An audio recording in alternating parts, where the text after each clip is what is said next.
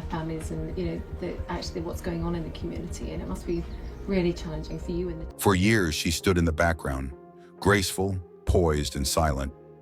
But behind the palace walls, 4 years, she stood just steps behind the throne, graceful, poised, and silent. She never sought the spotlight, never raised her voice, yet somehow she commanded a rare kind of respect. To the public, she was simply the dutiful wife of a future king. But behind the palace walls, a secret was kept, one so profound it could alter the very foundation of the monarchy. It wasn't about a king, it wasn't about the heir, it was about her. Queen Elizabeth II, in her final moments of clarity, left behind a private message. Not for Charles, not even for William, but for Catherine. And when that message was finally revealed, it didn't just surprise the royal family, it rattled them to the core. Because in Catherine, the Queen didn't just see a daughter-in-law. She saw a future, a new kind of monarchy, led not by blood, but by strength, grace, and quiet resolve. This is the untold story of a woman born without a crown, yet chosen by the most powerful woman in British history to safeguard the legacy of the House of Windsor. And as this hidden truth comes to light, one thing becomes clear. The monarchy may have a new face, and it's not the one anyone expected. Behind the closed doors of Buckingham Palace, one quiet evening changed everything. Princess Anne revealed a letter from the late Queen, one that didn't name the next king, but instead focused on someone unexpected, Catherine. The letter praised Catherine not for her title, but for her quiet strength, patience, and unwavering commitment to duty.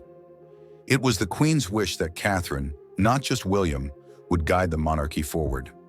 In a private meeting with Charles and William, Anne presented the letter without drama or persuasion. Charles was shaken. William was silent, trying to make sense of what this meant for his future. Anne didn't argue. She simply delivered the truth. The Queen believed in Catherine's ability to lead not by blood, but by merit and heart. By morning, the royal household stirred with unease. Anne again gathered Charles and William to affirm the Queen's wishes. There was no debate, only the Queen's voice through her final words.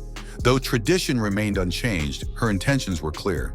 Catherine, born outside royalty, had earned her place through character. Charles reacted with disbelief, and William felt wounded. All his life, he'd prepared to be king. But now it seemed the spotlight was subtly shifting to the woman by his side. Anne reassured him. His role still mattered, but the monarchy had to adapt. Catherine's presence wasn't about overshadowing. It was about strengthening the crown for a new era. William had seen her grace under pressure, her tireless work, and how the public embraced her. A part of him knew Catherine had been leading all along. Outside the palace, the world carried on unaware. But within, a quiet transformation had begun. Catherine remained unaware of the storm her name stirred. She visited sick children, supported mental health causes, and raised her family with warmth. Her strength was in her humility, not in seeking power. Meanwhile, cracks appeared in the monarchy's image. Charles's reign lacked his mother's warmth. Past controversies and public disconnection plagued him. Even William, though admired, faced pressure. His bond with Catherine had always been seen as the monarchy's bright hope. But as admiration for her deepened, it began to eclipse him. The Queen's death was a national moment of mourning. But the unity didn't last. Polls showed growing doubt, especially among younger generations. Calls from countries like Australia and the Caribbean to cut ties with the crown grew louder. Within the palace, loyalty was thinning. The old ways no longer worked. People didn't want pageantry. They wanted someone real, someone like Catherine. William, torn between love and legacy, felt the shift. Catherine never sought the throne, yet everything pointed to her as the one who could truly lead. Her grace, empathy, and steady presence inspired trust. Her past reveals why. Catherine Elizabeth Middleton was born in 1982 to a hardworking family. Her father worked in aviation. Her mother built a small party business from scratch. Catherine's early years were filled with ordinary experiences, not royal privilege. She spent time in Jordan as a child and later attended boarding school in England. She stood out not for showiness, but for quiet confidence and leadership. She earned the Gold Duke of Edinburgh Award and captained her hockey team, showing strength and resilience from a young age. After a gap year volunteering in Chile and studying in Florence, she entered St. Andrews University. There she met William. Their friendship grew into love, but it wasn't always easy. In 2007, they broke up briefly. Catherine handled it with dignity, returning even stronger. Her engagement in 2010 and marriage in 2011 marked a new chapter. As Duchess of Cambridge, Catherine welcomed 3 children while balancing royal duties with kindness and poise. Over time, she became the heart of the royal family. She gave quietly, like donating her hair for child cancer patients, and worked steadily behind the scenes. The public loved her not for headlines, but for authenticity. As whispers of the Queen's secret letter leaked, debates stirred. Some questioned Catherine's readiness, citing her background or time spent raising her children. Others believed the Queen saw something few others had, a genuine leader with humility and grace.